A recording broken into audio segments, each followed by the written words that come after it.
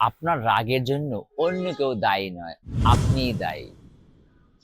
আমার সাথে কোনো ব্যক্তি খারাপ ব্যবহার করবে, আমার সাথে কোনোভাবে রুড ব্যবহার করবে, আমি যদি সেখানে প্রতিক্রিয়া না করি, নিজেকে ইনভলভ না করি, তাহলে তো আমার কোনো সমস্যা নেই।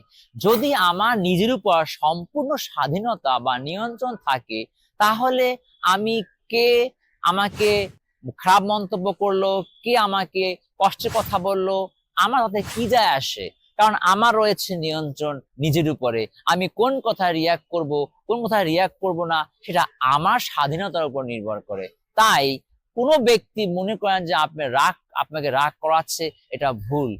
বরং আপনিই নিজেকে সেই ব্যক্তির সাথে রিয়াক্ট করছেন। আপনি স্বাধীন হন, নিজের উপর নিয়ন্ত্রণ রাখুন, দেখবেন কোনো ব্যক্তি আপনাকে রাগ সৃষ্টি করতে পারবে না। এটা আপনি নিজেই নিয়ন্ত্রণ তৈরি করতে পারবেন।